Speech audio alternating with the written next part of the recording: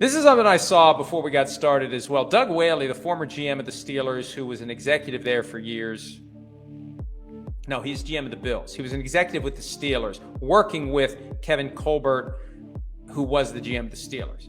Whaley went on. Yeah, he wasn't the GM. I misspoke. He was the director of pro scouting or something like that. But he was in the building. He knew what was going on.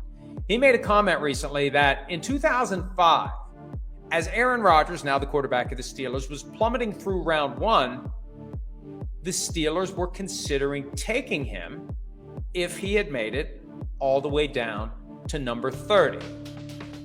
Obviously, 6 spots earlier, Packers took him at 24. But Rodgers was in that free fall, and Rodgers was a potential number 1 overall pick. He wanted to be the number 1 overall pick. He wanted to go to the 49ers. They went with Alex Smith instead. Steelers took Heath Miller at number 30. The bigger picture is, man, that would have been awkward.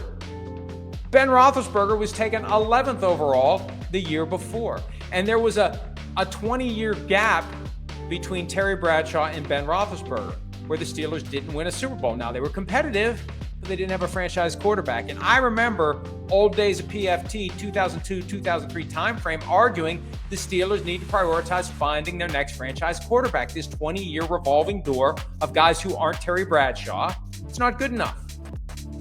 That would have been something. Roethlisberger 1 year, Rodgers the next year. Who would have emerged as the long-term option? Presumably one of them gets traded. That would have been a mess. They won the Super Bowl in 2005 with Ben Roethlisberger, so, I guess it worked out. But if you remember Super Bowl 40, many would say the officials had a lot more to do with the Steelers winning that game than Ben Roethlisberger. Roethlisberger did not have a good game in Super Bowl 40. Yes, in Super Bowl 43, arguably should have been the MVP. Santonio Holmes was. 40, no.